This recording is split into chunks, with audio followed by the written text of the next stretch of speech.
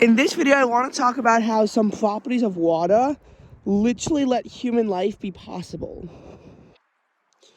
So, if you're stuck on what to be grateful for Thanksgiving, be thankful that water is denser than ice.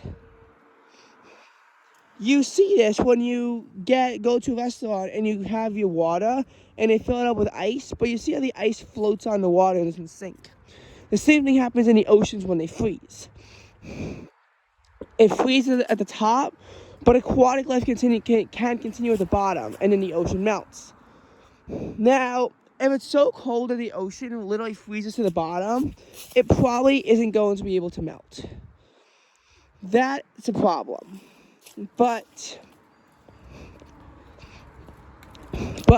if ice was denser than water, then the oceans would eventually just completely ice over in anywhere where they could, and the ice would wind up spreading. This would render life on Earth impossible. There are some interesting characteristics of ice being denser than water, though. Most times when you look at a phase diagram, you'll see that eventually solid pushes up against first gas. And then once you hit a triple point to liquid, it still pushes up. And then you get to the supercritical fluid stuff once you get past the critical temperature and pressure, which I will talk about just a little bit. For water, though, once you hit the triple point, solid begins to be pushed back a little bit. So, here's the thing. The triple point is when you have all three phases, solid, liquid, and gas, and they all exist at once. It's at one set temperature and one set pressure. For carbon dioxide, as an example, it's negative 56.7 degrees and 5.11 atmospheres of pressure. So that's why dry ice directly sublimes to CO2.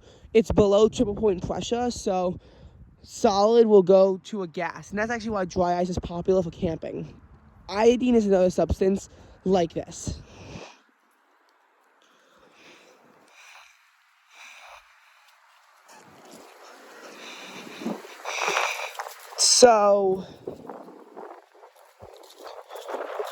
So the thing about water is that, first of all, liquid water can exist down to a very low pressure and temperature. The triple point is at 0.006038 atm, so in order to make freeze-dried food, you need to really reduce the pressure by a lot in order to get solids to go directly to a gas. Because for water, it's just so low, and at that point, it's at 0.0098 degrees Celsius. You might notice that this is less than the melting point of water, which is at exactly 0 degrees Celsius. Well, there's a reason for that. Because ice is less dense than water, it's denser than the gas as water vapor. So when water sublimes at really low atmospheric pressures, yes, the curve does go normally, and as the pressure goes up, the boiling sublimation point goes up. And that continues for liquid to gas. As the pressure goes up, the boiling point goes up. But the melting point actually goes down as the pressure goes up.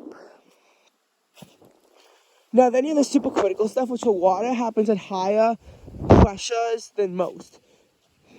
So 374.4 degrees Celsius is the max you get of liquid water exist as normal, and you need 217.7 atmospheres of pressure to get water to be a liquid at that point. After that, though, it's just a supercritical fluid that's a mix between a water and a gas. But if it's above critical temperature but not pressure, it'll be a normal gas. And if it's above critical pressure but not critical temperature, it'll continue to be a liquid. And at that point, it could be in a negative Celsius, and you can still have liquid water.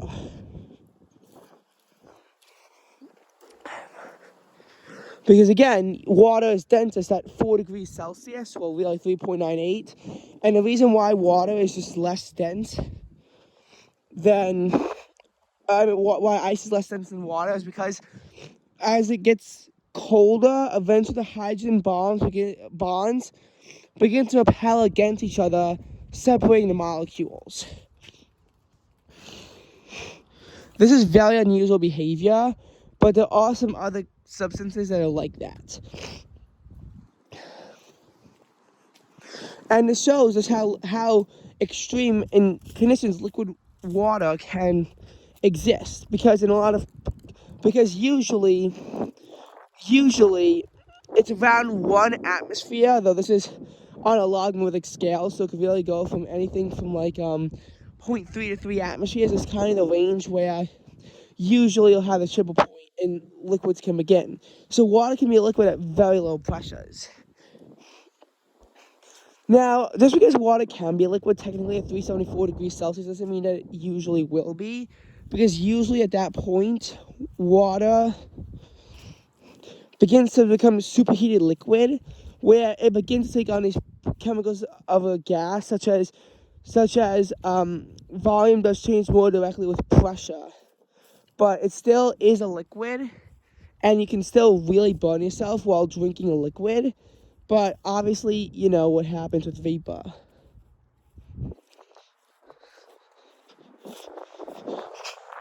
And I don't know and like for CO2, I don't know the critical pressure of it, but the critical temperature is 31.7 degrees Celsius. So if you go to Death Valley on a hot summer day, even if you really heat up the pressure, you'll just begin to have a supercritical fluid, which I don't even know what it would look like.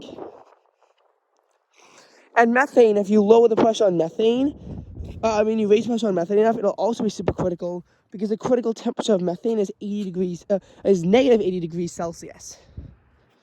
So, yeah.